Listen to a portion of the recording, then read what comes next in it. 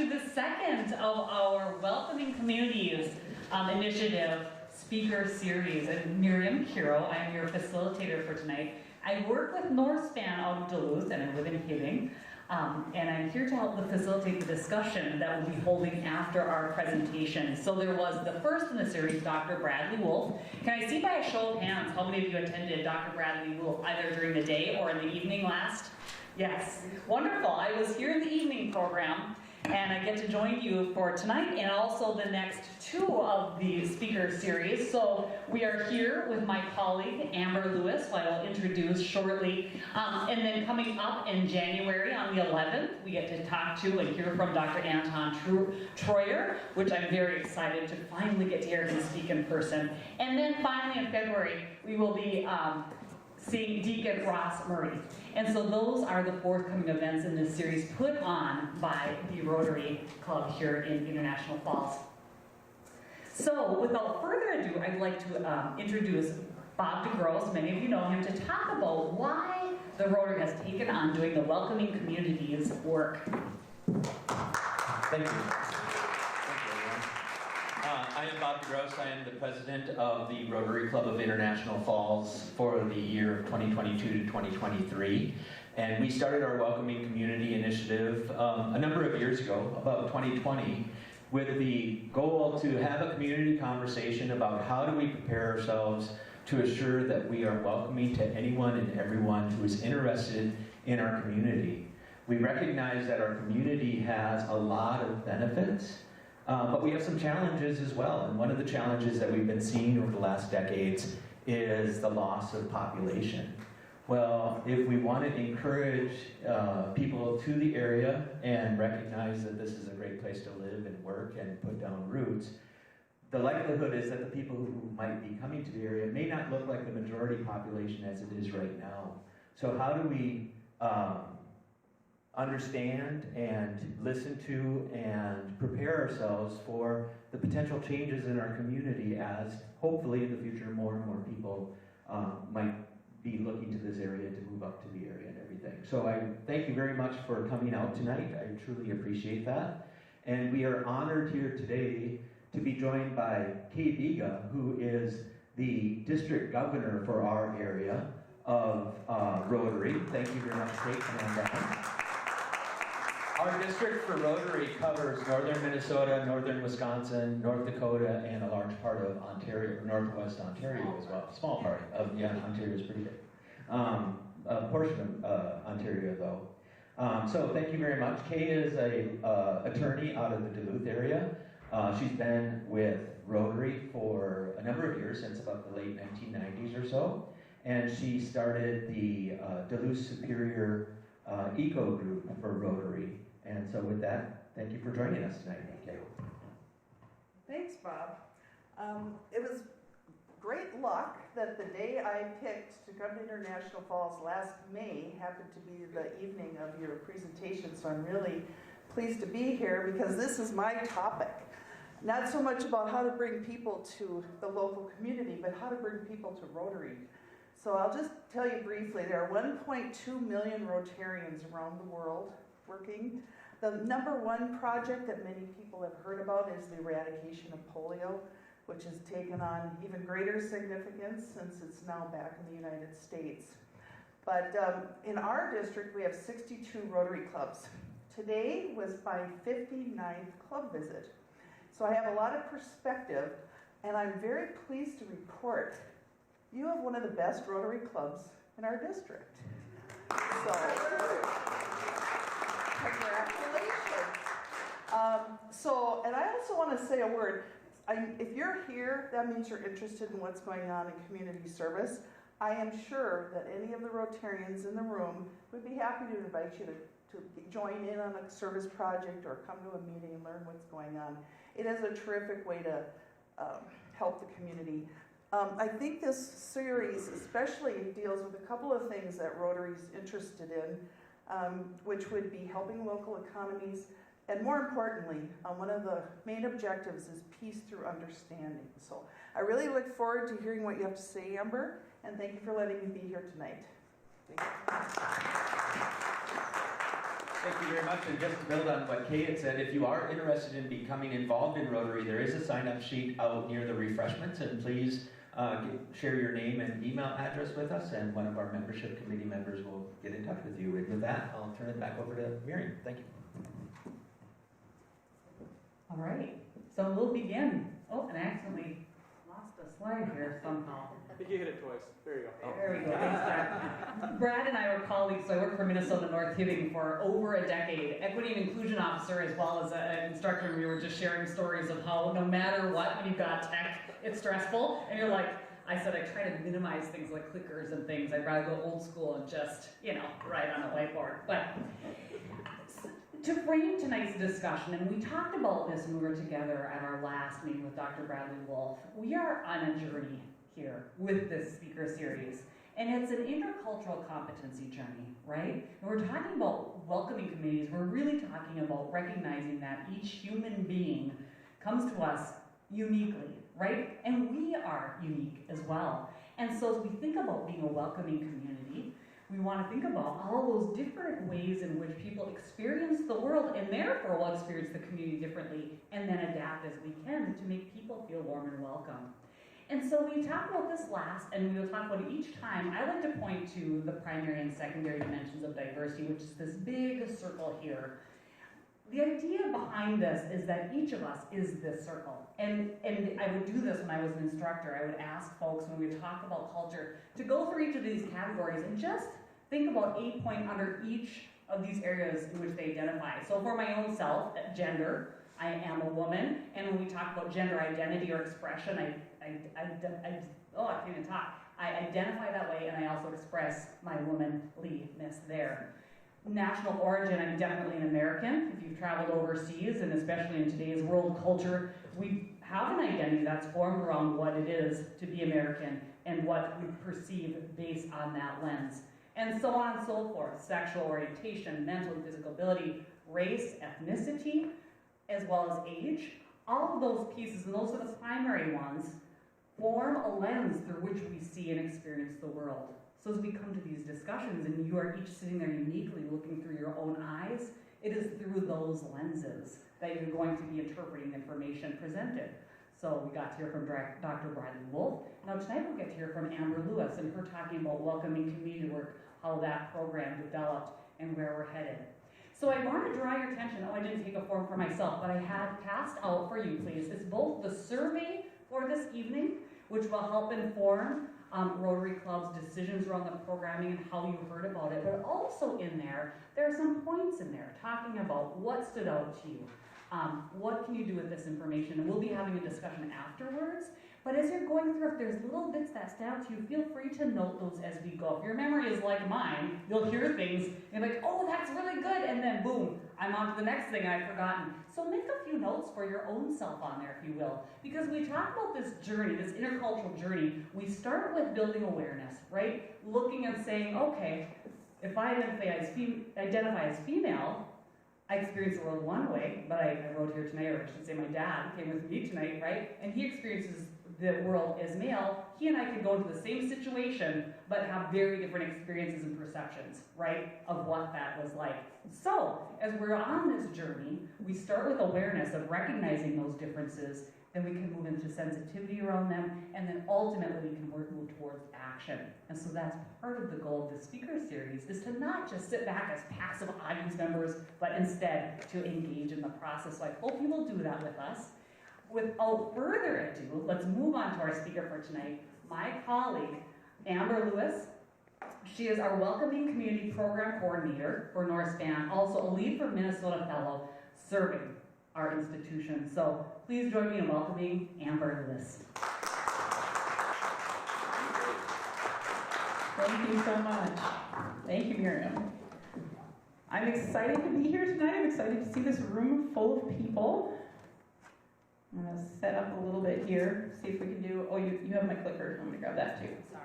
I'm going to see if I can handle the microphone, the clicker, and my notes all at the same time. We'll see how this works. Okay. All right. So, to begin tonight, thank you so much to the International Falls Rotary Welcoming Community Initiative and Bob. We've been meeting for several months now and talking about this speaker series, and excited to see it finally come to life here. So, first of all, I guess I'll introduce myself a little bit. My name is Amber Lewis. I am a Lead for Minnesota Fellow, as Miriam said. I'm also an AmeriCorps member, serving North Span as their Welcoming Community Program Coordinator. And this is a 2-year fellowship, so I began in August of 2021, and my fellowship will conclude in August of 2023. So, about a year and a half into this fellowship. I grew up in Brighton, Minnesota, which was on my way here tonight from Duluth. I got my bachelor's degree in biology and earth science out in Utah from Utah Valley University, and then moved back to the Twin Cities area where I got a master's degree in conflict resolution, or peace building as we commonly call it. That was from George Mason University. And I really became interested in this idea of how do we begin to bridge these conflicts that we see in our communities. We have people from all different backgrounds and experiences, but how do we come together as a community and begin to bridge some of those differences that we see? That's a little bit about what I'm going to be talking about tonight. Let's see here. So this is a brief outline of just what the presentation will look like, talking about understanding our community, learning from other communities, and the welcoming work that has been going on across our state. Kind of what the groundwork looked like for this current programming that we've been doing over the past year and a half, and then what our action plan, goals, and initiatives for the Northeast Minnesota Welcoming Community Program has looked like. Okay. So as Miriam introduced us, we are from North Span. North Span is a private nonprofit C4, fee-based consulting group supporting community and economic development. It was created in 1985 with a 13-member board of directors. And our mission is to be expert navigators transforming ideas into accomplishments. While our primary service area is northeastern Minnesota and northwest Wisconsin, North Span works with clients across the country, but for our Welcoming Community Program, it is geographically bound to northeastern Minnesota and the 7-county region of the Arrowhead. So we're here to discuss the Northeastern Minnesota Welcoming Community Program, how it directly relates to economic and workforce development, how the program is started, what's currently underway, and give you kind of the benefit of maybe learning a little bit from some of the things that we've experienced over the past couple of years. So in early 2020, North Span embarked on an effort to explore what became known as the Welcoming Community Programming for northeastern Minnesota.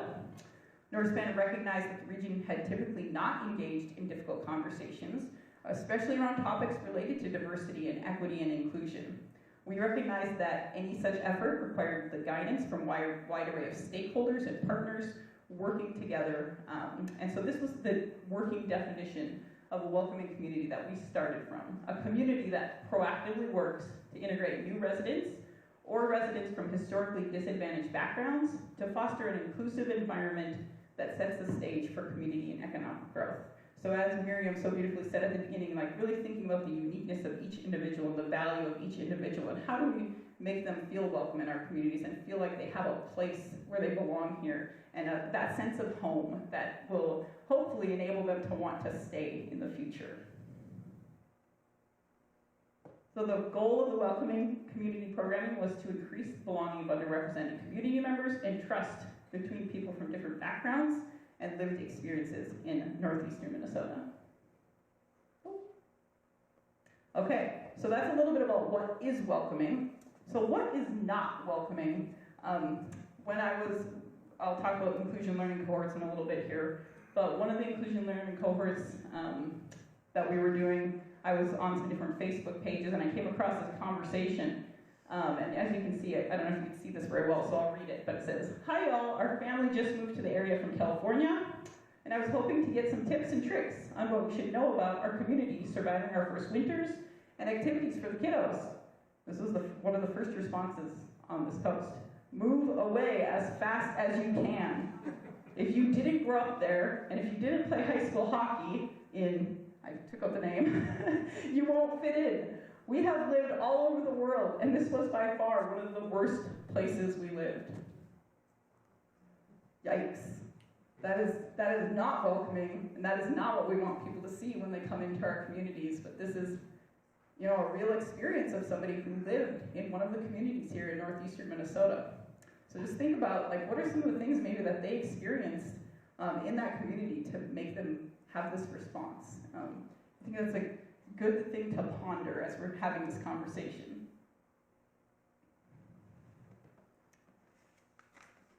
So with this slide here, a story that I like to share, because it's something that comes to mind when I think about welcoming, is growing up, I wasn't exposed to a lot of the popular music and culture. I didn't go to my first dance until I was in my 20s. So the first time I went to a dance, you know, we go into this big auditorium and had a couple of friends that I was going with that had invited me. And there's all these songs playing, this music that I didn't know. And all of a sudden, people start breaking out into these choreographed movements. I don't even know what it was. It was probably the Macarena or the electric slide or something like that. And I was sitting there like, oh my goodness, I do not feel like I belong here. I don't know these songs. I don't know this dance. Until one of my friends, you know, they said, hey, do you want to like practice some of these moves? Like, I'll teach you some of the moves. And so we started practicing, and it was fun. But the other thing that happened that night is eventually a song came on that I knew. And that was one of the first times that night I was like, oh, yes, I know this song. Like, I feel like I belong here and fit in here. And I think of that story when I think about our communities and how we can be welcoming to people who maybe have a different song and dance than what we've grown up with, and how we can learn the songs and dances of others as we're thinking about how to make a community that is whole and full and so rich and full of diversity. All right, so here's this kind of first bullet point of understanding our community and looking at, as Bob mentioned, some of those demographic changes. So this is some information from Carson Gorky, who works with DEED. He presented this at our first Equity Summit for Northeastern Minnesota. And you can see, I'm going to look at my notes here really quickly. You can see, I think it's the second column there, second row, 92.1%. So that's the population in northeastern Minnesota that is white. But we are a diversified state and a diversified region. The white population is the only racial, ethnic group that has declined in the last 10 years, while populations of color have increasingly grown in our region, which you'll see in some of these other slides as well. So this is the change in the adult population by race in northeastern Minnesota from 2010 to 2020. The white population has declined by 3.1%, or over 7,000 individuals. And the increases in the non-white population have been significant. So 53% increase for Black or African Americans, and 210% increase for those who identify as being from 2 or more races. And then, as you see this one here, in terms of following these trends, thinking about what the community will look like in the future in northeastern Minnesota. This is a projection for the next 30 years from DEED. And as you can see, those changes, that trend is expected to continue. So decreasing white population, whereas the BIPOC total continually increasing. So these changes are happening in our communities, and we want to encourage and support that change and be a place where people from these diverse populations feel like they have a home here.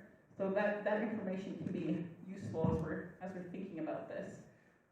One other thing that I wanted to talk about is kind of our journey towards making the Welcoming Community Program. One thing that we looked at was the CEDS, Comprehensive Economic Development Strategy. Northspan helped to facilitate this for northeastern Minnesota, so this was across the entire region. And we can look at some of the top responses. One of the questions that was asked was, what do you want to see in place under each of these cornerstones in 3 to 5 years as a result of the CEDS? And I pulled out the top ones there. So economic competitiveness was business attraction, human capital, diversity, equity, inclusion, foundational assets, broadband, which is an important part of a welcoming community, and then community resources, welcoming community. So these thoughts were on the top of the mind of community members as this CEDS process was laid. And it was part of the push to create this welcoming community programming in northeastern Minnesota. So another thing that we did early on was these welcoming conversations. I started my fellowship, as I said, August of 2021, and one of the first things that I was tasked with doing was something called a listening tour. So really hearing from community members about what are some of the needs and opportunities that they're seeing in the region. So we focused our welcoming conversations on hearing especially from members of some of those underrepresented groups and met with over 50 individuals from across the region, which also helped to form our Welcoming Community Advisory Committee, which I'll talk about here in just a minute. So with that, like we're gonna look at a little bit about learning from other communities and what other communities have done. So this is Region 5, which is the Bemidji area. I'm not sure how far it encompasses, but that's the area it's in, is over in that area there. And when we were looking at the development of the Welcoming Community Program, we knew that they had already been doing this. They had a welcoming community, something happening in their region. So we met with Don Espy, who is the Equitable Development Specialist at the Region 5 Development Commission, and we talked to them about the Rural Communities Equity Action Guide that they had created specifically for rural communities to think about how are we making our communities places that are welcoming and equitable for all of our residents. They had done this series of stories of everyday change makers where they did a video series of different people in their community who were engaged in this work. And then the intercultural development inventory, which you'll hear a little bit more about later, that they had offered to many community members really to help increase the cultural fluency and cultural understanding and way that people respond across difference in their community. So that was one of the examples that we looked to. And then Region 9, this is in southern Minnesota, Mankato area. We had Julie Hawker as a consultant that has worked with us from the beginning of, pretty much the beginning of our welcoming community programming, because they had done so much work around welcoming in southern Minnesota, and we wanted to look at the successes that they had and maybe some of the challenges they had and learn from them and take some of that to northeastern Minnesota. So they had something called a Rural Equity Learning Cohort, community cohort, which is very similar to what our inclusion learning cohorts were that I will talk about. They partnered with the University of Minnesota Extension Center for Community Vitality for those learning cohorts, which we also worked with them for our inclusion learning cohorts here in northeastern Minnesota. And then they had a Southern Minnesota Equity Summit, which really had this goal of bringing together all the practitioners and community members who were interested in this topic. As we saw from the SEDS, there is a lot of community interest in this, and so bring those people together and help them understand what's happening in the community, build collaborative spaces for people to be able to share their learnings and successes and challenges. So this is a headline I came across recently that I wanted to include in this. This was just, I think, last week this came out. It says Black people in Scott County live an average of 89.7 years longer than almost anywhere else in the nation. I think the national average was 74 years. And researchers want to know why. And this is Scott County. If you don't know where that is, I know Shakopee is included in this area, so it's kind of that area. And it was really interesting reading this article because there's a lot of unexplained numbers as far as like what is contributing to this 14-year difference in average age. But they talked to some community members, and I actually have a quote from one of their community members. He said, Shakopee is more diverse. Nobody can understand that, but it's very, very diverse, and we have great people, a great community. So this is one of their BIPOC community members saying, you know what, I know why people are living longer here. It's because we have a community. Like, we feel like this is our community, and we feel that support of the community. So there was another quote in this article that said, let's see here. The assumption I have, so this was from Andre Perry, who is the co-author of the Black Progress Index. He said, the assumption I have is that there is agency. There is action on the part of Black people that can impact outcomes in their lives. So they are involved in the community and have some agency. Scott County appears to be a great example of this, a place where an increasing number of immigrants run for office, get involved in community organizations, and are involved in a lot of different civic programs and processes. And that's what they attributed a large amount of this to. There was other factors, of course. There's good relationships with police officers. There's a lot of involvement in the schools and education, positive education outcomes that are part of that as well, as many different factors. If anybody's interested in this article, I'd be happy to send it, or send the link in the whatever follow-up we send out after this as well. Okay. So that's what we learned from other communities. Then we said, okay, we've taken a lot of time having conversations, learning from what other people are doing, what is the groundwork that we need to lay to make sure that this is successful in northeastern Minnesota. So we started with this Welcoming Community Advisory Committee. So like I said, we had those welcoming conversations. We used a lot of those to, in a way, recruit members for this advisory committee. We had an hour-long conversation talking to them about some of the things that they were concerned about in their community, some of the projects they were working on, and then we made this ask of them, a couple months later, like, hey, would you be willing to be part of this advisory committee to advise the work of welcoming in northeastern Minnesota? And we had really good responses from people. We ended up with over 50% representation on this committee from those underrepresented community members, and it has been really integral as we've gone through the past year. We have met with them bi-monthly, heard ideas from them that has shaped the direction of where we want to go, and hopefully kept us on track in listening to those voices of the community members that we are most trying to serve. And then, as I mentioned previously as well, we held the first annual Minnesota Equity Summit in 2021. This was in October of 2021. We had planned to do this in person, but we were unable to because of some of the things that were happening with COVID at that time. And so this ended up being virtual. We had over 366 registrants. So once again, that community interest. And then over 220 participants that ended up coming to that meeting and staying involved and having discussions for over 2.5 hours.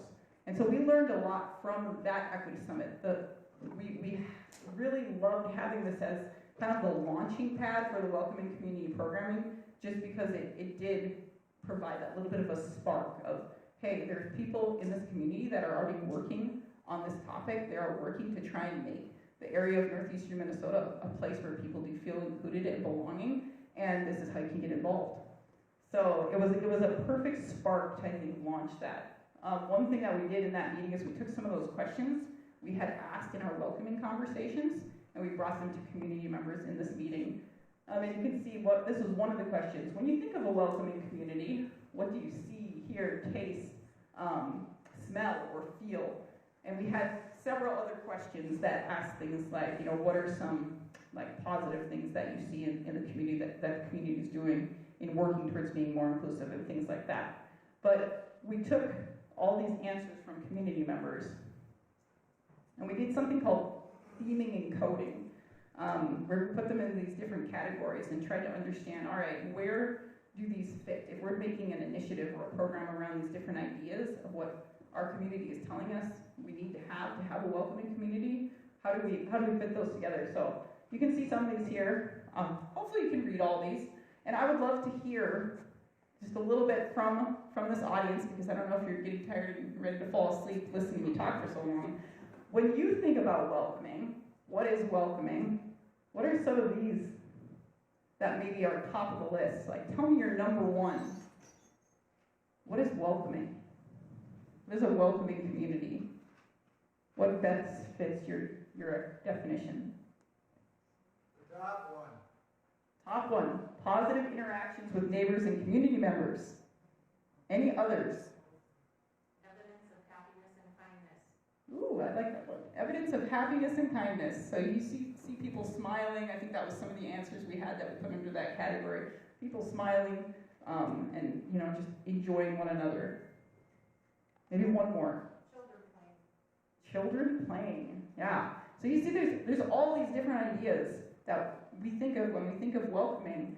And I will show you what our top 4 ended up being. So we took all those responses and looked at the percentages of people that have responded. And so that top one, positive interactions with neighbors and community members, that was 28% of respondents said that's what they thought of as a welcoming community. Public representations of diversity, so that was another big one, 22%, you know, saying seeing those representations of the diverse community that lives here made them feel welcome. Spaces of belonging and inclusivity, and then clean and well-functioning community infrastructure, which we'll talk about the broadband piece and where that falls, but that fits under that. That was some of the responses that people gave. So those were our top 4. So that was all the information that we took in thinking about what does a welcoming community look like and what are the actions, the goals, and initiatives that we want to have in place for this Northeastern Minnesota Welcoming Community Programming. So now I'm going to talk a little bit about some of what this past year has looked like. I'll check my time real quick. Okay, I think we're good. Oh, I think I held down on it, and that was, let's see here, hang on. Oh. Oh, this is fast. You gotta make sure you only click it slowly. All right, so this was the action plan that we took from all those things that we had learned that we wanted to focus on these 4 pillars of a welcoming community. Building community leadership capacity. How do we support those leaders that are out there that are already doing this work of making an inclusive and welcoming community? How do we support them and give them the tools they need and connect them with one another? And just what are some ways that we can do that? And also bring in more people. So creating partnerships to broaden community participation, kind of hit on this idea of, all right, we have these groups of people, and this conversation happens all the time. You see those same people in the room at every single meeting, especially in a small community, right? The doers, the community champions that are out there getting things done. But how do we bring in more people so we're not always the same people doing that work? And then connecting people and resources. We've heard a lot from people about, you know, we want to know what's happening in our community. How do we have all these different organizations doing this work, but we don't know what each other is doing? And how do we begin to make those connections? And then identifying gaps to increase broadband access, because like I said, that is such an integral part in our day and age. If we want to attract people to our region and to stay in our communities, it's really difficult if you don't have good broadband access. I brought my mom along with me tonight because she lives in Britain, so she was on my way, and I just picked her up, and they don't have great broadband access, sorry Mom. So I used to work online, and it would be really hard for me to go to their house and work because the broadband just couldn't keep up. So it's such an important issue in thinking about having a truly welcoming community. Not as much focused on this diversity, equity, and inclusion piece, but just in keeping people in our communities, we need to be considering that. Okay, so let me go back for just a second. So we had these 4, right? This is going to be a lot. Each of those 4 had initiatives underneath them. So building community leadership capacity, we had 4 different initiatives that we wanted to see happen over the next year or 2. And so these were those 4. Inclusion learning cohorts, I'll talk about these. Intercultural development inventories, this is the IDI that I mentioned. United for Democracy in the Northland was another program, and then our advisory committee and a BIPOC-led project. We'll talk a little bit about each of these, but not too long. So this is probably my favorite thing that I have done in my past year and a half here. These inclusion learning cohorts, like I said, in southern Minnesota, they had the rural equity cohorts, and they brought together community members who are interested in learning more about diversity and equity and inclusion, who are interested in making a more inclusive community, and trying to bring together a diverse group of individuals. So we leaned on our advisory committee to help us choose which locations would be kind of the pilot versions of the inclusion learning cohorts in northeastern Minnesota. And the 2 that rose to the top were the Cloquet School District area, and then the Cook County School District area was the other one. Flip over here really quickly. Okay, so this picture I think is from our Cloquet inclusion learning cohort. And I'll talk a little bit about this process here. So this is where we partnered with the University of Minnesota Extension, Center for Community Vitality, and we also had Julie Hopper from Southern Minnesota providing consultant services and helping us understand what they had done to get these started. This began with that community selection. We chose communities. We actually started with 3. This is not all stories of success and joy. We started with 3, but we had really a difficult time gaining traction in one of those communities and ended up dropping them to focus on these 2, and then hopefully we get to come back to one of that other community at some point in the future. So we recruited participants to take part in an inclusion readiness assessment. After the inclusion readiness assessment, we met with community members, report the results of that assessment, and talk to them about what are some gaps maybe that you see in your community. What are some things that community members are ready and needing to learn about as far as inclusive community practices, how to make a more inclusive community. What are some topics that they want to see covered? And then we planned educators and people from within the community who maybe were experts on that topic to come in and teach those workshops. And they're really interactive workshops, so there's not just sitting and listening. They're getting involved with building relationships with their neighbors. They're doing a lot of hands-on practice, dialogue practice, and that sort of thing. So this is a 7-month cohort. Our plan was to have the same group of community members all 7 months, so they really have that time to build relationships with one another. And we did the inclusion readiness assessment. This was done online. You can see we had over 90 registrants for this. We had 193 sections of the survey completed. That is for the 2 communities, so that's the Cloquet and Cook County. So there was approximately 100 in each community that were completed. And we asked in this assessment for community members to rate how inclusive their community was in 7 different sectors. It was a pretty comprehensive assessment. We had them look at nonprofits and business and law enforcement and schools, and they didn't have to do all 7, but if they had a connection to one of those sectors, we asked that they would fill out the portion of the survey for that sector. And I did not have time to go into the results of all those, but it was pretty interesting to see, I'll just say.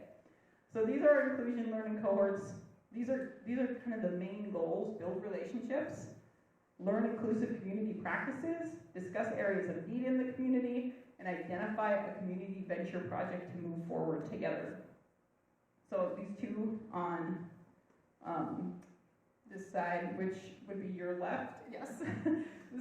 On your left here, this is our Cook County inclusion learning cohort, and then the 2 on the right are the Cloquet.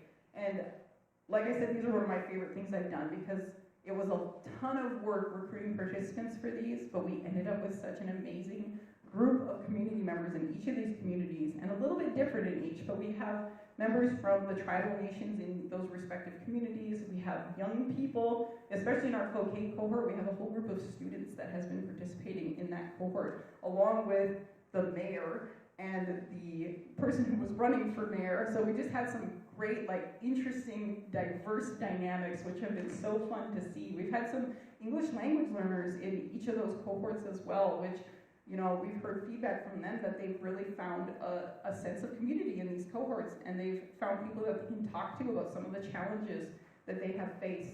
So this has just been such a rich learning experience, and we're only 3 workshops in, so we've got a good amount of time left, but there's been such interest from these groups then, even in meeting outside of these workshops. They've begun to really form those relationships where they're willing to meet together at a coffee shop on another day of the week, which has been fun to see. Okay, the intercultural development inventory. And like I said, I'm going to go through some of these really quickly, but happy to answer questions at the end about them. The intercultural development inventory. Let me see here. So this really has this goal.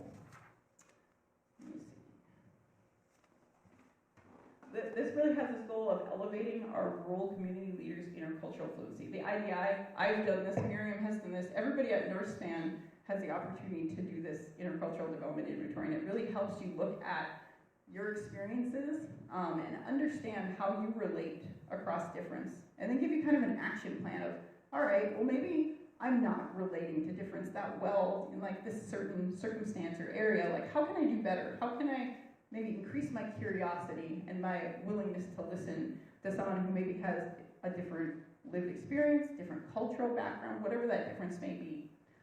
So it's a really great learning experience, and it starts with an assessment, and then you meet one-on-one with a certified IDI administrator. So we had a grant to be able to provide 80 of these for free across the region of northeastern Minnesota to those who are in some sort of leadership position or community. They're active in the community in some way, basically, is what it was. So we have, you can see there are approximately 73 that are in progress or complete. So if you, this is a limited time offer, if you are interested in completing this for free, we have about 7 of these left. So definitely email me if you have any interest in completing that and you fit that description. So another initiative, this is still under building community leadership capacity, right? So this Uniting for Democracy in the Northland was another one of these initiatives aimed at bringing people together, people maybe who are already involved in the community, but maybe people who haven't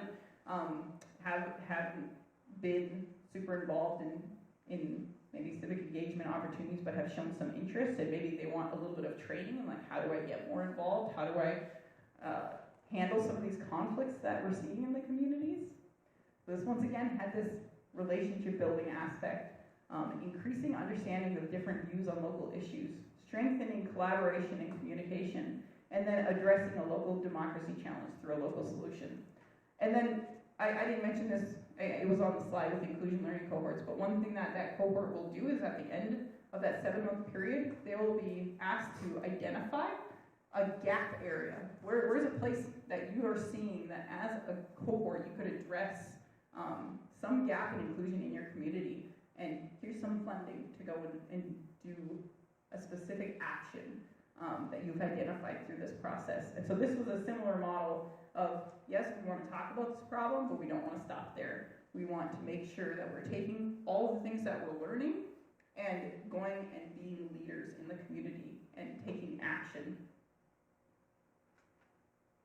There we go. So this was a workshop. We partnered with a national nonprofit called Urban Rural Action, who has also been involved in some of our inclusion learning cohort workshops as well. And then, let's see here, Lead for America, my organization, was involved in this as well. But one important part of this is the part we've taken to our inclusion learning cohorts, was this constructive dialogue practice. We felt like that foundation is so important. When we have brought together a group of people that very intentionally we have looked to bring difference into a room, we want to make sure that they have a good, solid understanding of how do we have dialogue across difference. We're not trying to debate or convince one another that our viewpoint is correct, but how do we really have a conversation with curiosity and with understanding? And so this constructive dialogue practice was kind of that foundation laying. And then this group looked at a democracy-related problem, which, this next slide, talks a little bit about. So they came up with this during this workshop. There is lower civic engagement of underrepresented community members in the Northland. And they said, this is the problem that we want to address. And then they came up with this theory of change as we've met after this initial workshop. If trusting relationships are intentionally fostered by community members, listening, reaching out to and supporting activities and groups currently engaged with underrepresented community members, then trust will be built and opportunities for civic engagement for members of underrepresented groups will increase. So this was one of the foundational or roots of the problem that they identified, was this lack of trust. And so that's how they chose to address that. Oh. And this is just a picture of that group. We had a good group. That was fun. So this was a little bit talking about kind of the why. Why are we focusing so much on these community engagement, on building relationships? This was a research article that I came across recently, but I've seen ones like it in the past, talking about how personal experiences bridge moral and political divides better than facts. So this was research that was done by, I'm not sure which university it was. I think it was a couple of different professors from different universities. This is a little bit blurry. But they did this research and realized that it's not facts that convince people. And you probably all had experiences like this when you're talking to somebody and you believe you have the facts and they believe they have the facts and you're sitting there going back and forth and it's not making any progress, right? So this has now been researched and shown to be true to some extent at least, that it's building those relationships and it's sharing stories and experiences that can really bring some unity to a community rather than always just debating the facts. Because as Miriam talked about with those lenses, we all have those lenses that we're looking through. And it can help us to just take that time to sit and listen, to get to know somebody who comes from a different lens, a different background, and really understand their experience. And you don't have to necessarily even change your viewpoint, but it provides a new perspective, a new understanding. And so that's why we focus so much on these community engagement initiatives and building relationships. So that was our first goal, and all the initiatives under it. And I promised that was the longest one. That would definitely have the most. These ones I'll go through even quicker. But number 2 was creating partnerships to broaden community participation. And you'll see some of the initiatives under this. Also focus on, once again, bringing together community members, but some other things as well.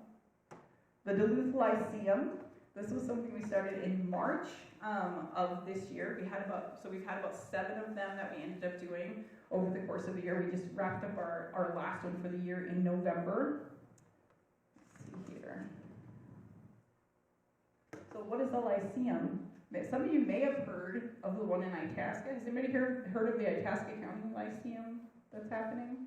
It's in Grand Rapids. It's a little bit closer maybe, so I thought maybe. But a Lyceum is a place for adults to come together to think, learn, and talk with their neighbors and explore the deep questions about what it means to be human. So we thought, there might be people who don't want to come to something like an equity summit or something in an academic setting, but maybe they'll come out to a community gathering. We actually have these at Bent Paddle Brewing Company. So this is a historic, social atmosphere, but to have some of these deep discussions. And so it's a really fun concept of how to bring people in from the broader community who maybe aren't always in the room at some of these other civic engagement type of events. And we follow these 6 habits of conversation, which you can see here. I've heard they're similar to Rotaries. Principles, 4 principles, I don't remember what they're called. My husband's a Rotarian and he read through these like, these are very similar to like the rules the Rotary follows. So you might recognize some. And these follow a format of we have a speaker come. These are an hour and a half long. We have a speaker come and only present for 15 to 20 minutes. The rest of that time is for small group facilitated conversation with community members. So the focus is not on the presentation or the speaker, but on that conversation piece. These are some photos from our Duluth Lyceum. Oh. And then there's North Force. North Force is a program under this broadening the community reach. North Force is a separate program from Welcoming that Northspan runs. Our coworker, Allie Golden Camps, is the one who manages the North Force program. And this is just our regional talent attraction database, basically. So connecting candidates and employers in the northeastern Minnesota and northwestern Wisconsin region. You can see the region right here. So we post jobs for just this specific region in hopes of attracting candidates to this area. And then we have the benorth.org website, which is part of kind of the North Force program, which has these different ways to connect, play here, work here, connect here, move here. So different resources. If somebody's interested in our community, we direct them to this webpage to kind of explore what's available here, where are places they can connect and get involved right away rather than kind of struggling, especially if they just moved to the region. And another part of this program that I worked on was the Student Connect program, connecting students to professional development opportunities, connecting them to businesses, employers in the area, so that they know that what opportunities are available to them. So this was something that we did in the fall and spring of this year. You can see some of our students there. I'm not going to take too much time on this. So then the second annual, I told you about the first annual Equity Summit. We had the second annual Equity Summit, Belonging in Northeast Minnesota. This just happened on November 10th in Virginia, Minnesota. Some of the people in this audience were here, Brad. So we had, I think my next slide here. We had over 100 participants that ended up coming to this at the Iron Trail Motors Event Center and 24 presenters. Really just a great day of seeing people connect, which is the goal of the Equity Summit, to connect with one another and understand like there are people who are working on this. You're not working on making a welcoming and inclusive community alone. And these are some resources that maybe we can share. These are some areas that we can collaborate in. So lots of good feedback from that Equity Summit that people were making those type of connections that we hoped to see. And then connecting people and resources. This was our third goal.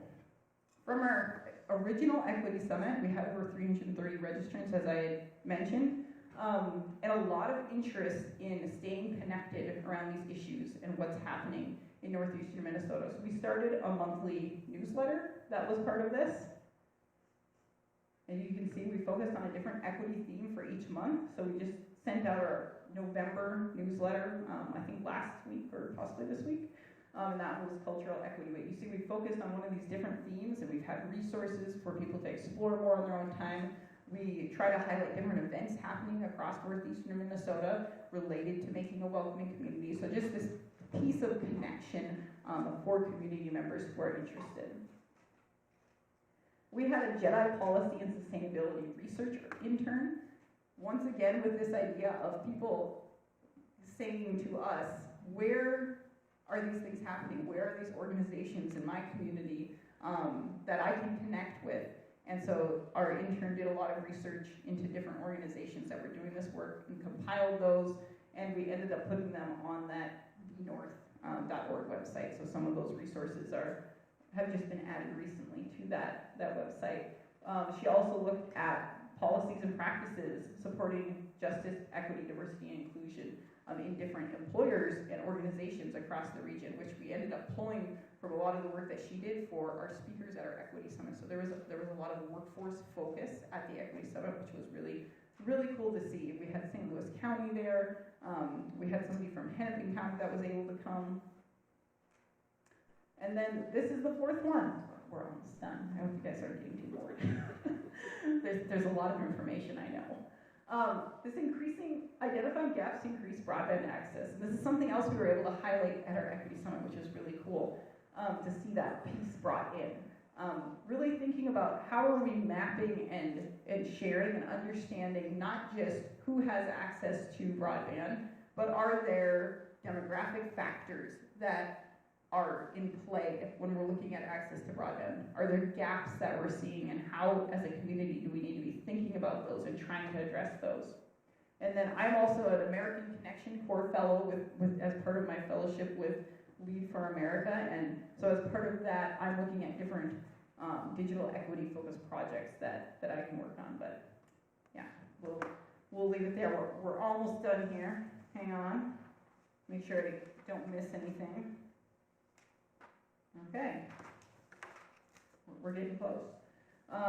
So before I close, I want to make sure that I mention that there have been challenges associated with all of these initiatives.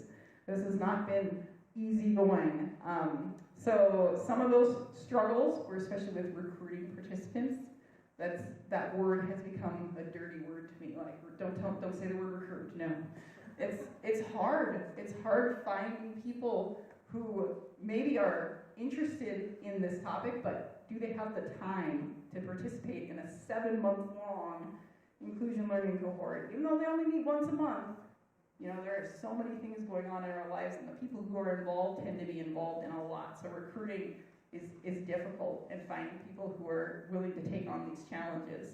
And then, let's see here. Challenges from community members who maybe don't see a value in the work we're doing, or who see the value, but maybe think it should be done in a different way. So there's a lot of people, even especially in the BIPOC community, who have said, you know, we've had so many conversations. We're so tired of having conversations. And so that's why we really try to focus on bringing in this action piece, so that You know, we are doing more than just having a conversation, even though that's the starting place. For a lot of people in our communities, that's where you have to start. It's just beginning to build that relationship and having that conversation, and then maybe finding something to work together on, because that's just from my conflict resolution training, if you can get people who have very different views on things to work together on a project, that does more to build the relationship, build your community, and kind of decrease that conflict in ways that those researchers don't even fully understand yet. So that action piece is really important. But all those challenges, they've been great learning opportunities as we're thinking about what this programming will look like in the coming years. Finally, welcoming community work focuses on fostering positive social and cultural growth, which is central to effective economic growth and creates healthy, thriving communities. They work hand in hand, and by ensuring that all members of our community feel included, welcomed, and and that they want to call this region home. And that is it. Thank you for listening.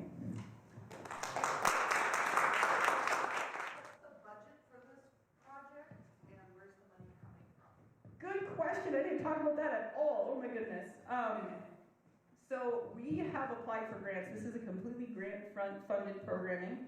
We applied for grants from the Duluth Superior Area Community Foundation, Blandin Foundation, Iron Range Resources and Rehabilitation, and then I think I'm forgetting one. Northern Foundation have been the funders that helped us launch this program. We applied for grants.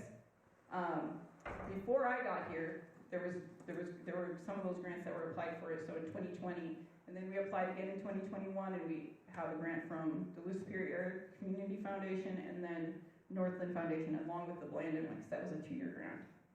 Can I add to that, since we're on that topic? Yep. I would be remiss if I were not to say that our speaker series here in International Falls is supported through Friends Against Abuse in Koochiching County, the Episcopal Church in Minnesota, and Rotary Club of International Falls, and with support from the Rainy River campus of Minnesota North College. So I want to thank all of those supporters for this speaker series. Absolutely. Yeah, and as for the amounts, I mean, each of these initiatives has been, completely different in how much of the cost, and I'm honestly not sure what the total funding originally was, somewhere probably around $200,000. But something like a Lyceum, we pay for food for those, and we had the space donated by Ben Paddle, so it ended up being really inexpensive.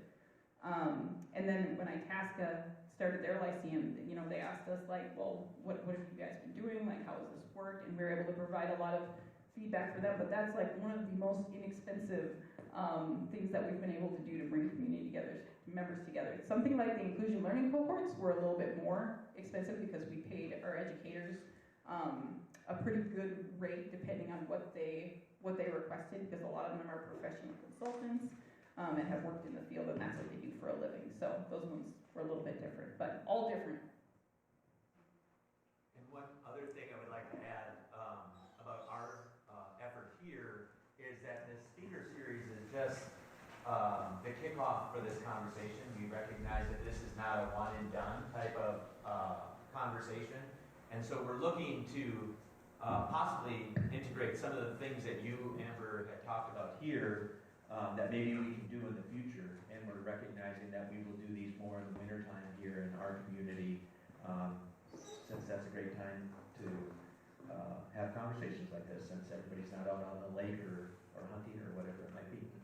Yeah, absolutely. Good point. Especially with the inclusion learning cohorts, that's something we started this year as a pilot model, hoping to bring those to communities across northeastern Minnesota in future years.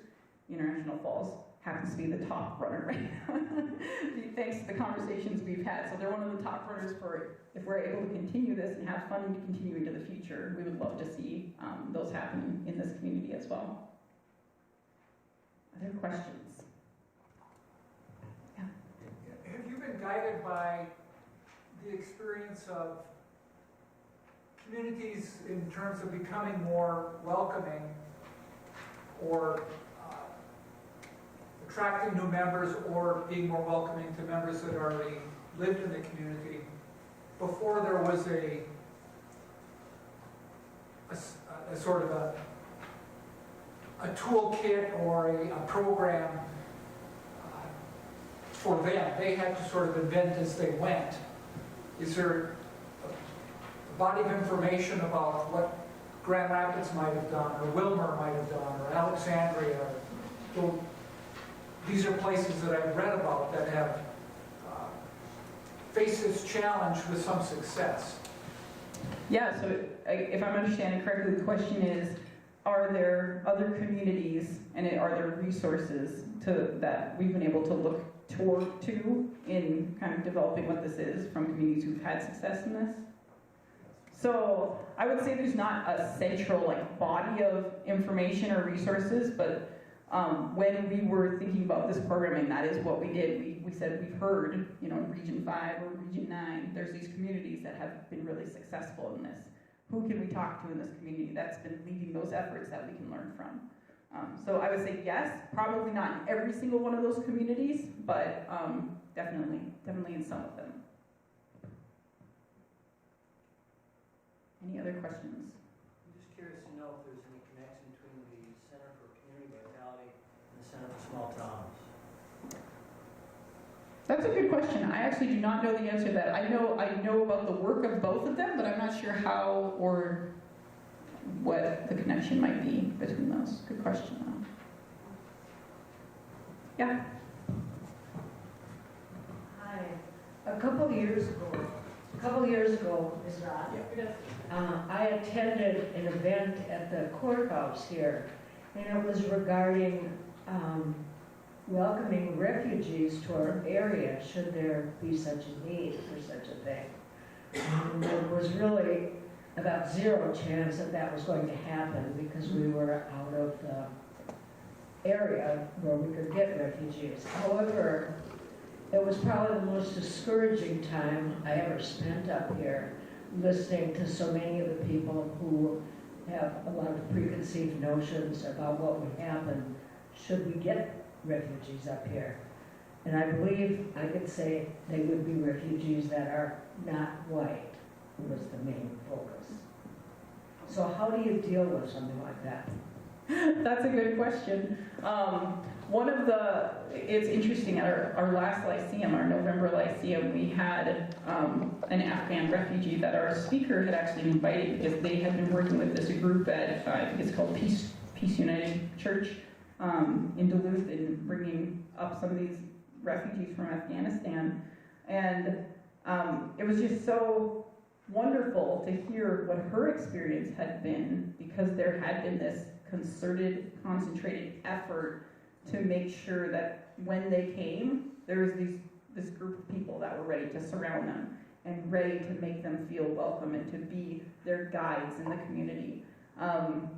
But that's a difficult question, and I think it starts with having these conversations. Something like the inclusion learning cohort, where we've seen people with some of the, maybe they don't have the most positive idea towards having immigrants come into the community, but in these meetings they've met immigrants that have come into the community, and they've learned a little bit more about their humanity, and that they're not that different. There are things that I can connect with this person on, and their experiences that they've had in this community that I'm not proud of my community for the way that they've treated them. And I think some of those changes begin to happen, and it's hard because it's small. It's one person at a time, but I think it makes an impact over the long term, and it's planting those seeds that will hopefully have that impact in the future. When there's a few people in the community that stand up for that and be the example of what that should look like, it will make an impact. At least that's what I believe. So I want to make sure we have some time for the facilitated discussion with Miriam, so I'm going to pass it back to her. If you have any other questions, feel free to continue asking, but I'll pass it over to Miriam. All right, can we get a round of applause, please, for Amber?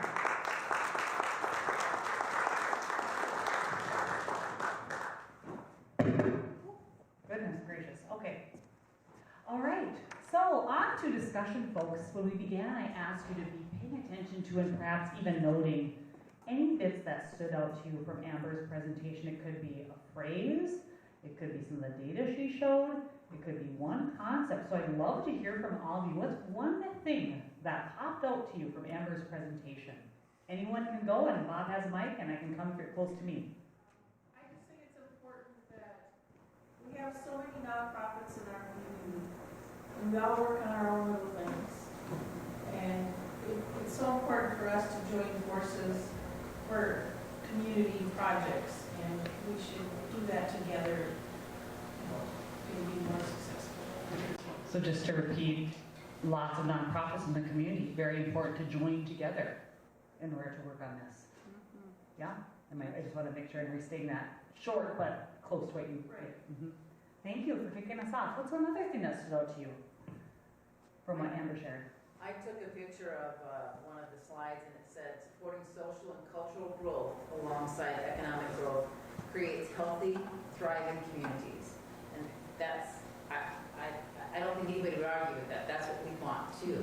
That's what we want, and it makes me hopeful. But that's, you've said the thing that I have in my heart anyway. It was one of your slides, so it makes me hopeful. Could you all hear that? So I took a picture of the slide that said, Supporting social and cultural growth alongside economic growth creates healthy, thriving communities. just make got you. I want to be sure too, because I understand for recording too, it's nice to be able to hear those. Yeah, social, cultural growth supports economic, or will help social and cultural growth will thus help the economic growth of the area. But it said what was in your heart, and also it speaks to the need here. Thank you. Thank you for offering that. Other things, there's not a wrong answer here. It just helps get the conversation started. What's one thing Amber said or one concept that stuck out to you? I like the idea of the cohorts. You're getting a chance, because that's really, it's when you're talking about the interpersonal relationships and boots on the ground, right? That's where you do it. You do it by people getting together and actually talking, having conversations. These are wonderful. I think doing the speaker series, this is kind of how Rotary is starting this, just to kind of have different exposure to different ideas, maybe different cultures, different populations that we don't come across every single day, which is fantastic. But then now we need to work on developing those relationships beyond that. So I think that idea of those cohorts and getting different groups of people together sounds like fun. Yeah. Thank you. Yeah. Are you willing to commit to that 7 months? I did the IDI. I did do the IDI. And so, then I would highly recommend to anybody that has not done that IDI assessment. You said there's 7 left. Jump on it. It was well worth it. I really value that. Doing the assessment, and then afterwards it's a 75-minute meeting, which sounds like a lot. But it really went by really quickly. They kind of walk you through your life a little bit and your perceptions, and where your cultural maybe biases might be a little bit, but also ways that you maybe are more open than you realized, and how to have growth.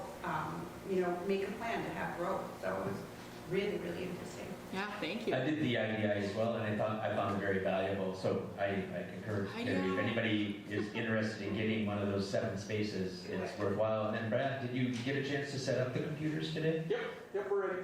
And do you want to explain a little bit what the computers are? If people are interested in sticking around a little bit later. So it's not the IDI, but so at Harvard there's something called Project Implicit, and everybody has biases, and Project Implicit allows you to see where some of your biases may be.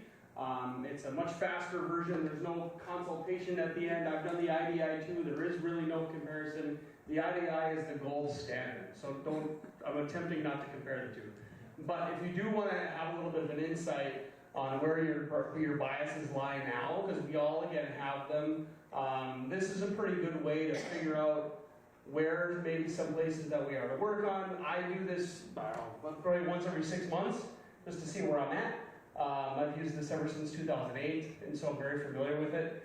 And so we can do it for free in the computer lab right after this. It asks you some demographic information before you actually take one of them, and you can take as many as you want. You can take a Project Implicit Bias assessment based on race, gender, political affiliation, age, I have a control group too, if you want to see if it really works between insects and flowers, just to prove to you that it's accurate. But anyway, so it's really good. And I promised I would do this too, so Brad and I work together in the EDI world, equity, diversity, inclusion. And so to just flesh out this Harvard IAT thing, I've had many students take the Harvard IAT, and so to talk about bias, we often think of bias against, but we also have bias towards, and that's kind of how these are framed. And so you'll choose whatever category, are there like 15 to 20 categories, and you can choose black or white, for instance, and it's a process. It feels really bumpy when you do it, where they show images, and you quickly associate, and time is a part of this element, good or bad, period. So it shows you a picture, and you're supposed to click one letter if it's good, and one if it's bad. Simple, simple, simple, simple, and it goes back and forth.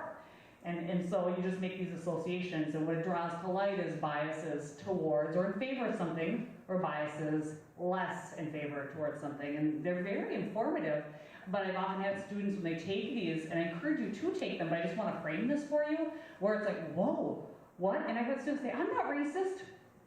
Why in the world does it say I like young people? I hate young people when I would have non-traditional students. And so it'll just unveil things, but I always like to say what this does is it just kind of opens or peels back some knowledge on like how we're informed in ways we don't realize we are informed, right? And I was just sharing this with my dad. My daughter was watching the show Wednesday. Has anyone watched Wednesday on Netflix? Okay, so this is Wednesday Addams. How many of you watch The Addams Family, the old black and white? Anyone? A handful? Oh good, some of you, so you know this reference. So I'm watching Wednesday and it's bringing back, so I watched the black and white at home, and I'm pointing to my dad, and so, right, with snaps, and so they've got these things, so after we watched this first episode of Wednesday, I'm like, I gotta look at this again, and I had forgotten, right? You look back at the television and all the things we consume without realizing we're consuming it, and the absence of representation, and the absence of storylines, right? And the inclusion of other storylines, and so we are deeply informed in our culture all the time. And so this is what these Harvard IITs show us. And so when you find things like you prefer young people even though you're middle-aged and you think you don't like young people, that's why, right? Because we are in a youth-oriented culture and we look at different pieces. So I just want to kind of frame that. I encourage you to take them, but also they kind of lift the lid, but it's not about your intent or your belief. It's about kind of these biases that have been informed across our lifetimes. I didn't mean to talk this much. You had something, Kate. Well, the concept that seems very great is broadband, Yes. but it's such a big topic. Of course, Senator Klobuchar has been working on it for years and years and years. It's a major investment. How is it even going to be possible, politically and economically? It's a great concept, but how's it going to happen? Right. Do you want to speak a little bit about broadband work there? Yeah, I mean, well, it was your house. One thing I would say is right now is definitely the time for broadband work because there's so much funding that has come from the federal government right now to support this broadband work. So it really takes people in their communities who see the problems going and being advocates for that. Because we've seen it happen in small communities, I don't know if everybody here has heard of Cherry. Cherry is like the golden child, Cherry, Minnesota. And the fact that they got fiber to basically all homes in Cherry because they had a community champion who went and found a way to make it happen. And we have one here too, the Kuchji Technology Yes. Initiative, which is really working on trying to improve broadband, not only in International Falls, the largest community in the county, but some of the outlying smaller communities like Little Fork, Big Falls, North Home, and areas of northern St. Louis County just to the east of us as well. Yeah, absolutely, thank you. All right. Any other standouts, things? These are great. So we've got broadband, the importance of cohorts, right? The IDI. Other things that stood out from what Amber talked about. Yes. The more that people feel they can trust others, the more involved they will get in the community. That I never really realized that until you pointed that out that way. Yeah, thank you. So the more people trust us in the community, the more they feel they can get involved in groups, especially. Yeah, thank you. Other standouts? I would say the Lyceum was a good idea. I just think getting community involvement and having a rotation of stock of people that are involved instead of the same people over and over again, I think that's a huge part, because I go into some of these things where you do see a room full of very similar people doing a lot of the work and championing a lot of these, and I think trying to get more people involved is going to be one of the biggest keys. So I like the IC. We talked a little bit about having some type of event to where we have a grassroots meeting of community members, and we vet projects. We just vet whatever comes out of the table, and out of that, kind of move that forward in whatever direction it goes, and just to benefit our community, obviously. So I mean, it's easy to talk about hard to do, but it's something that has been on my mind a little bit. So. Thank you. Other comments? Other standouts? I have to agree with you on that, and even, I will say, some of your students that have come to talk, one that take talk at Rotary from South Africa, just listening to him talk and tell me a little bit about his world. I don't know, maybe that's kind of a big statement, but you know what I mean? But it's like, but it opened my eyes to a different kind of culture that I hadn't been aware of, and maybe had a different opinion in my mind about what it was like. And then when you did your graduation that you had to do online, and your valedictorian that year, that gentleman, tell me his name. He was just amazing. Where was he from? But all, like, he talked about, like, growing up, and he was African American, and he was the first in his family that had gone to college, and I mean, just all these things, like how his mom had sacrificed her life, and watching it, like, I was like crying, watching it online, because it was so touching, and I just thought, wow, like, there's just so much more to people that we don't know. We don't, even if we think we're open and that we're understanding and we've exposed ourselves, you really don't know other people until you get a chance to listen to their stories. So I think having, like a platform like that where people can do these kinds of things would be, Thank you. So you're sharing the story of getting to hear a graduate from Rainy River speak at Rotary? Is that where it was? The first one. The second one was at graduation. The second one was at graduation, and the importance of hearing those stories. And you have the mic. One thing that sticks out in my mind from today's talk is, I devoted my career to learning a lot of facts and information, and was a little too married to them. And I've been utterly disappointed in the effectiveness of facts in the last handful of years. It doesn't cut it. Just that. I like that too, the facts. So being married to facts and how it doesn't cut it, big picture, yeah. And you shared the headline, Amber shared the headline, right, of sharing stories and how you can create connection that way and really get moving away from arguing about the facts. Yeah. All right, so this was already coming up with the story of hearing from graduation, but the second question, kind of going a little deeper here, folks. What events or experiences do you associate with parts of this presentation? So the example of hearing a graduation speaker, and we already had the example of the courthouse. What are other things, though, as you heard these pieces that it was like, oh, it just brought back a memory or a story or a situation, something maybe you heard about or you witnessed elsewhere even? A number of years ago, when I was part of the Black Foundation Community Project, this was something that came up then. How do we welcome new community members? And just listening to anecdotes from other people who were new here, they were saying that if you weren't born here, you were never from here. So it's very difficult to change people's ideas about who's from here and who isn't from here, and how do we get those ideas across to people who are so important for our community. That yes, you are welcome here. We'd like you to stay. Just on my own experience, I've been doing about 15. Moved down to the cities and graduated high school from there. I moved back 30 years ago. So I'm not here from here anymore. That's just sort of the attitude that people have. But yeah, I think this is a great initiative. I spent a few years in public service, working on a few committees, and I think this is really important. So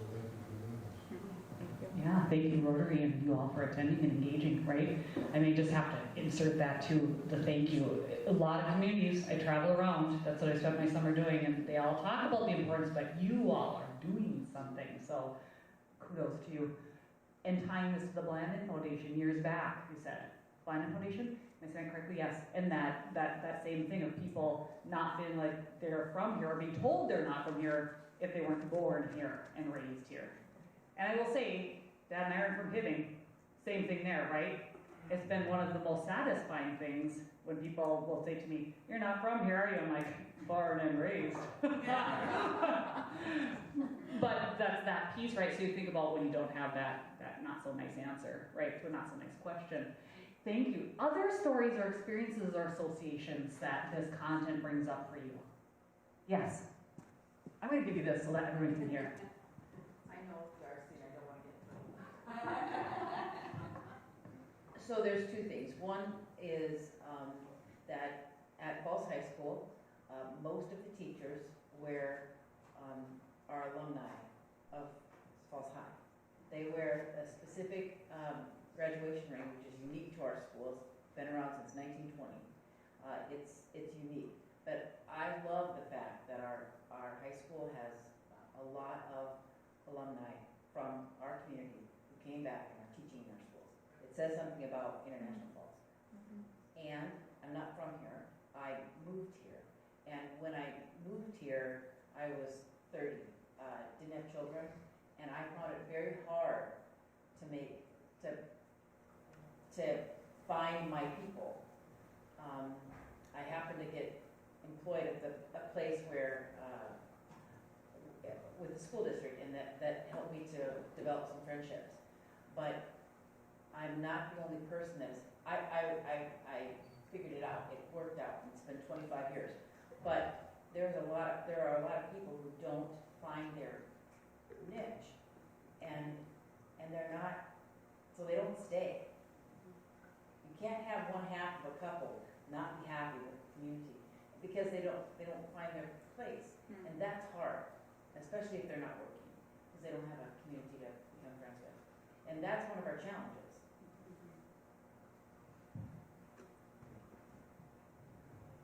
Yeah, thank you. Graduation rings and coming to the community. Yeah. Yes. I had the experience of getting to know somebody who, she's actually born and raised here and had a lot of family here. A really highly qualified person who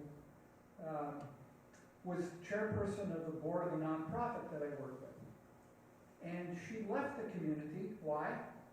She wanted her children to be raised in a community that had more diversity.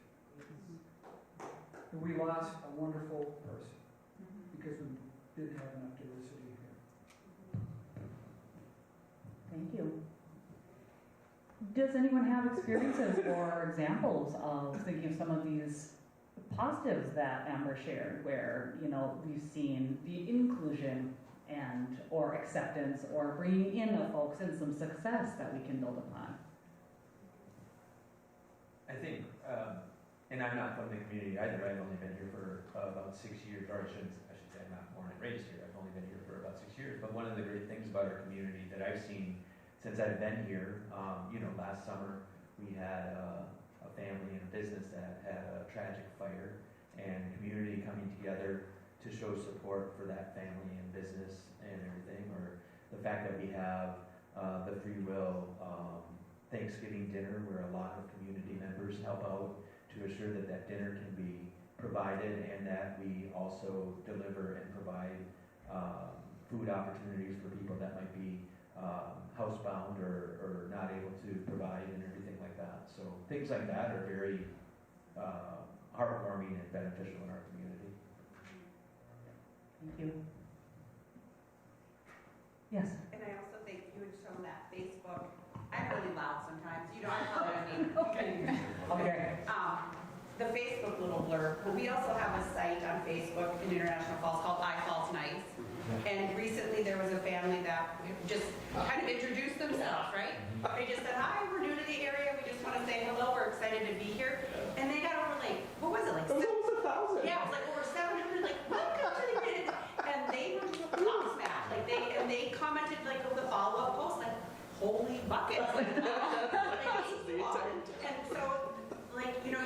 other stuff, but also Yeah. you see the other side of the coin.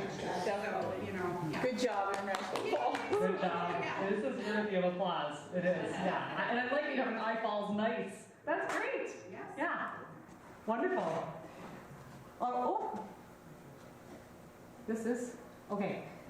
So now moving on, kind of moving towards what can we do, right? So what came through in this presentation, even this discussion, that is very important. So we heard certainly about the importance of cohorts, right? And having a learning cohort and building that community. What are some other things that have come through in terms of this concept that seem very important?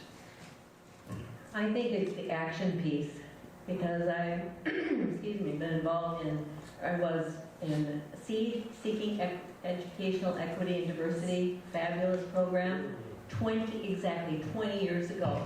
And it's, you know, here we are. So you have to have action, and I agree with Jason about the lyceums, getting people together. And also, I sat here thinking, this isn't for me. I have no power. I'm a retired white woman. What can I do?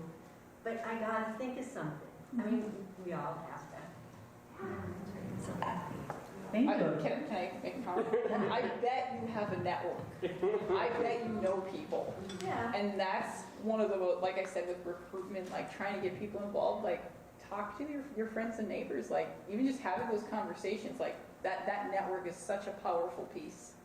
And actually, to springboard off from that, I hope that all of you come to our January and February opportunities, which are going to be more of a conversation of people who might not be, or who are underrepresented or not represented in our community. And so I encourage you to maybe use that network and invite 2 or 3 of your friends to join us in the conversation and everything. So.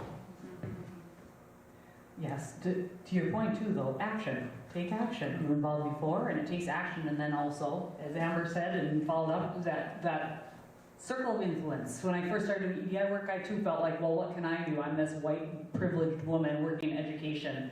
And it was somewhere in one of our CDO meetings, Campus Diversity Officer, someone had shared a piece that said, we all operate in our circle of influence. Like, we are all surrounded with a circle of friends and people, and what can you do in that circle? Like, we might not move the dial, but if we can move there and they do the same thing, we can see it paying forward. Yeah, thank you. What else strikes you as important? So action. I think one piece that I didn't hear tonight that I think is very important are amenities in the community.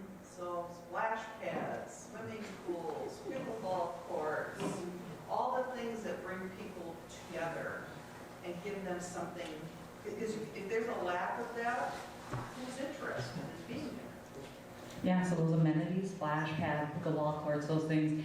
And it's both people interested in being there, but also to your presentation, what was the bullet point? It was around inclusive places, like people can gather. There's something somewhere in there that's under your direct direction. Oh yeah, I know what you're talking about. Spaces of belonging and Spaces of inclusivity. belonging, So, inclusivity. yeah, a splash pad, absolutely. But as long as everybody feels like they're welcome at the splash pad, right? Because sometimes that happens in our communities too. There's spaces where some people might feel like, well, that's not the place for me, but. I'll give a quick example. In Yeah. Bemidji, I toured with one of the Rotarians there, and the city put, they wanted the splash pad in this neighborhood that's got terrible drug problems and low economic situation, and the city decided to put in a dog run, but in the place, the housing development, they don't allow pets. Oh.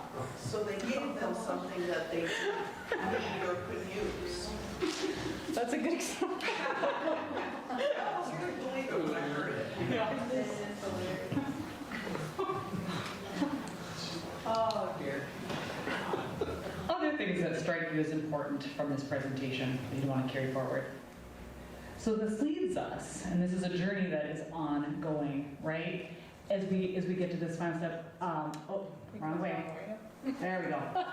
What are the next steps, right? And so I like to think, and so I really appreciate your comment about what can you do as a white retired woman. What can any of us do, right? As we think about building inclusive and welcoming communities, whether it's us as an individual or as a community group, what can we do? So I'm interested. This is also on your survey question.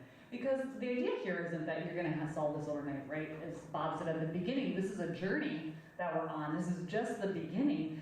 But by taking action, even small action, we move that dial, right? So just Thanksgiving weekend, I happened to stop at a friend's of mine who had moved out, and I learned at our Equity Summit that a past student of mine, who is now a friend, who is Somali ethnic heritage, is Muslim, and is now living in Hibbing, my friend does daycare and watches her child. Like, one of those moments we haven't seen each other and we're like, oh my gosh. Well, then Thanksgiving Day, I end up dropping something off at this friend's house, just a card, and so we get to small talking, and I asked, oh, how was your Thanksgiving? She said, oh, I had this student and this student's partner and the student's child over for Thanksgiving, and I had two moments, right? Like, one, it didn't occur to me to invite said student to my house for Thanksgiving, but two, there was a great example of welcoming, right? Like, what can one person do, and that moves that dial and changes that experience for that student who has just moved back to the community to do this work, right? So this is what I wonder is what ideas, and I'm not gonna hold you to it, no one here probably will, but what are some ideas? What is one thing we can do, small, micro, or macro, to start making some change? What did you think? Yeah, the colors in the streets, it doesn't seem like it's a big deal, but it popped out at me right away.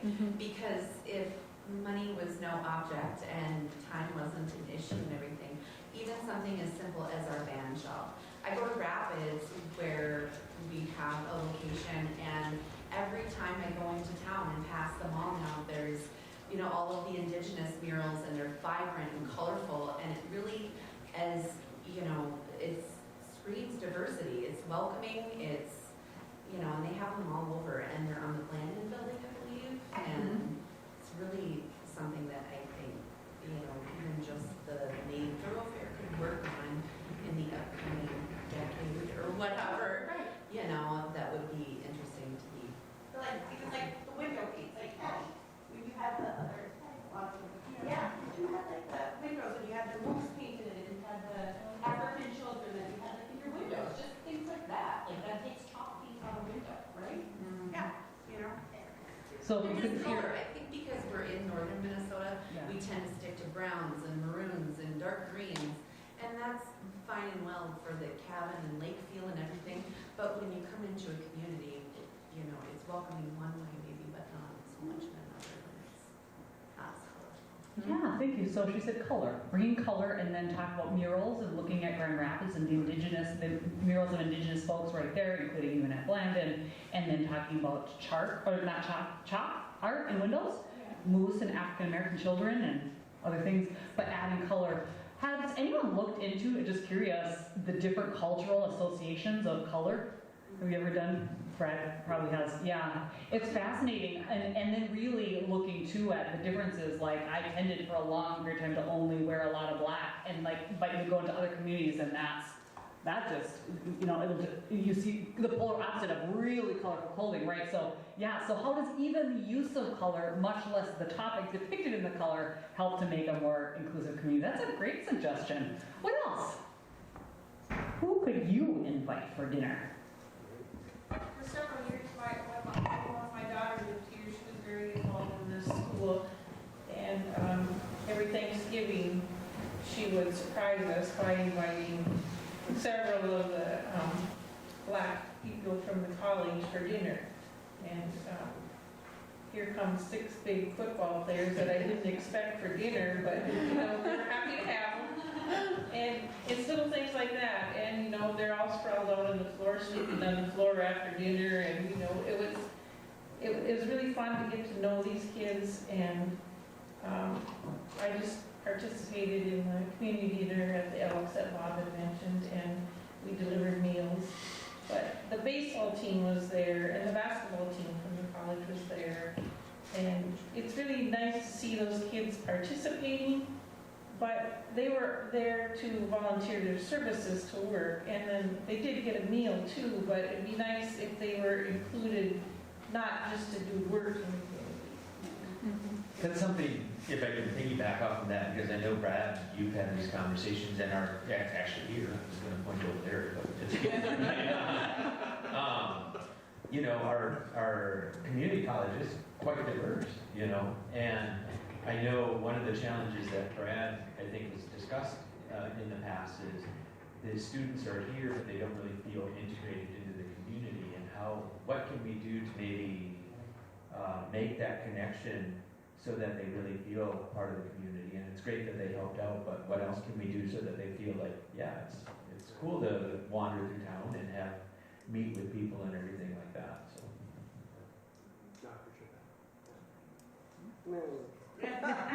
I mean, yeah, so this is one of the reasons why the college is part of this initiative, right? Is so the students have historically, and we've done surveys and focus groups and whatnot, the students always have felt comfortable and welcome here on campus. But the issue comes in town, whether it be in a business or an interaction in a restaurant or elsewhere, where somebody says something, somebody doesn't serve them, somebody accuses them of something, things like that happens in town in the community, and that absolutely happens. And if you want specific examples, I can help you. They were there as well. But this is why we do this. And honestly, when we address some of those issues that students bring to me or students bring to somebody else here on campus, and we address the local store owner or the server or whatever the issue was, it's usually born out of pure, they thought they were doing the right thing at the right time, type of ignorance type of a perspective, where they didn't know better, where we use it as a teachable moment. As long as you don't put that person on the defense, it's a total learning experience for everyone involved.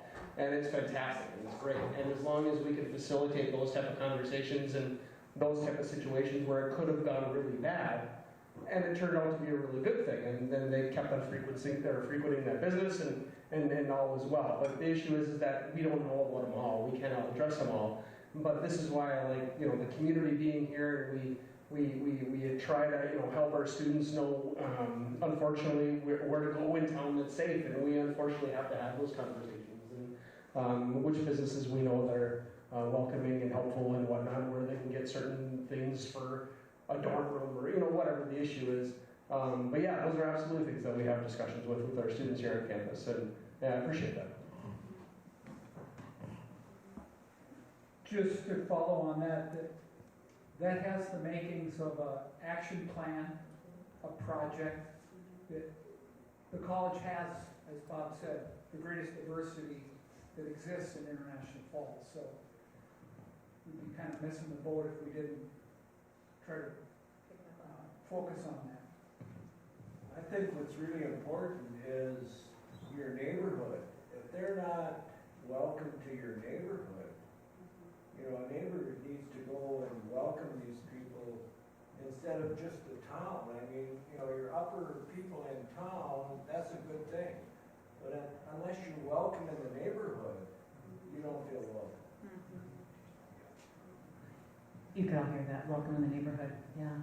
And I've noticed we live on a circle, my husband and I and our children, and I noticed over COVID, those couple of years where we were sheltering in place, we have a whole set of new neighbors.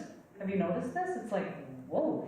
And we didn't talk much about remote workers, but it's related to broadband, folks who came up because they can work remotely and they want to move to safer, quieter communities.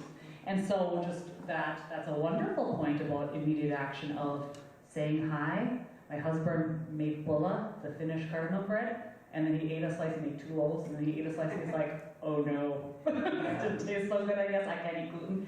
I'm like a true Finnish American, let me add. But the point was this welcoming piece, right? And we've exchanged phone numbers just so that they have someone in the community, if they've got babies, I've got older kids, like, hey, how can I help connect you with? I know kids who could babysit, or whatnot, yeah. And then Brad can certainly hook you up with students, but you probably get the Puerto Ricans and the Latin Americans and stuff for baseball.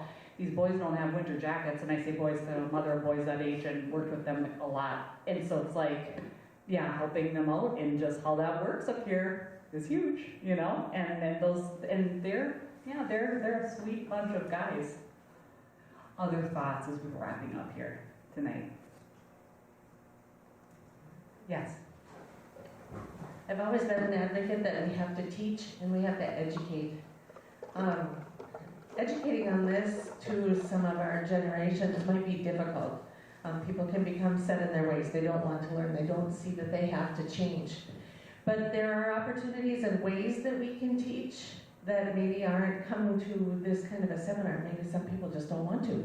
But could we offer seminars that teach about different cultures? Could we offer seminars that teach about different art? People become more aware of how other people live, how they think, the lens that they see through, when they get to experience how they grew up and how they lived. So maybe that would start to open some hearts that were a little resistant and teach us all about how other people live and walk this earth. I don't know. Food is a good way to do that. That's good stuff. You know, I like to eat, But but talk about the murals. Well, tell me what that mural means. Tell me about that kind of art. Tell me, explain it to me so when I see it someplace else, I go, oh, yeah, I got that too. the food will do that. Together, and it can be very powerful, but it's an art. It's art and culture. One of the reasons why I was interested in personally getting involved in sort of starting this opportunity is because when I first moved here in 2017, actually at Bacchus, there was an exhibit about Muslims in Minnesota, and I believe there was Indivisible. yeah, and was there a speaker associated with that too? I know there was the exhibit, I can't remember. Yeah, Indivisible sponsored that. Yeah. Carol Stegmeyer was the hardest worker for that one. It was on a month. Yeah. And I think there was one teacher from the Falls that actually brought their students over there. Maybe more than one, but I know for sure one. And there were a lot of people in the community that did not come. I mean, it would be probably the kind of people that are here or the kind of people that would come to that, right? But the more we have those opportunities, hopefully more and more people attend them and everything. But when I first came here, I thought, oh, it's a fairly small community. I came from a smaller community, but International Falls is a fairly small community. I thought, oh, that's pretty cool that they're doing something that's pretty well marketed and mentioned about, Muslims in America. And there's not, as far as I know, I don't know how many Muslims are in the International Falls community, but it was cool that people were open to having that conversation and learning more about them. And that was one of the reasons why I wanted to be involved in this. But we hear the bad, we hear the negative. But if we teach the good, the history, people have to start to open up. That was another reason why too, is to more have a positive conversation about things like this, rather than maybe some of the conversations that could lean towards more of the closed-minded aspect of it and things. I think one of the examples of something that has really grown here, of course, we had a couple years with the COVID here where it couldn't grow anymore, has been the Borderline Pride, which was really started by our Canadian friends. And that has become an international event. I mean, I believe it's one of its kind, one of the only kind. But if you go to Fort Francis with Borderline Pride, you'll see every one of the store owners that has flags, that has this, has that. And if you come to International Falls, it's a rarity to see a business that supports Borderline Pride. On the other hand, over the 3 years that it's gone on, you get many more people who are able to come out because their kids have come out of the closet, or they become more knowledgeable, or they want to participate. So that's made a really big difference, I think. And then you even got the mayor who admitted that he was homophobic, but now has changed his way of thinking. So all of those things make a difference, I think.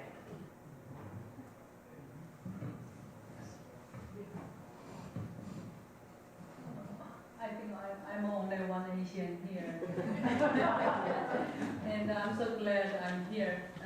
This is I come to the United States 2006, and this is the second time I live in Lower 48.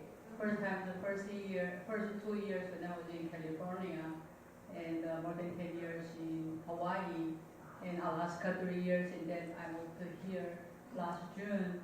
And I feel like I'm so privileged to be here because of this International Falls. Really have hope because of so many people wanted to inviting and welcoming outsiders. So I'm so exciting, and I'm so feel like I'm so blessed. Thank you.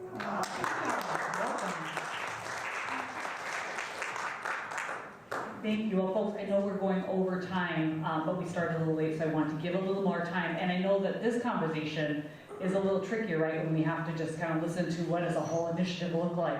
But think of it as wetting your whistle, right? Like you will have the opportunity, we think, to be looking for another inclusion learning cohort in your community. And certainly help wet your whistle for future work with the wonderful Rotary Club. So as we are wrapping up, please do fill out the survey in there. It helps us understand how you heard about it, so how we can get the word out even better, what kind of program you look for, and then, as I mentioned at the beginning, helping kind of you personally progress on that journey to know those standouts and then take that same kind of internal journey around what action could you take, right? Again, just looking for opportunities. I always like to think that as we start this and we have these conversations, suddenly our eyes are open and you start seeing opportunities where perhaps you hadn't before. So if you'll please take the survey, and there is also a SurveyMonkey link if you prefer to take it online. I'll forward that via the email list that Bob has. And then, finally, our next session will be on January 11th with Dr. Anton Troyer. I'm not sure, what is the topic on that, Bob?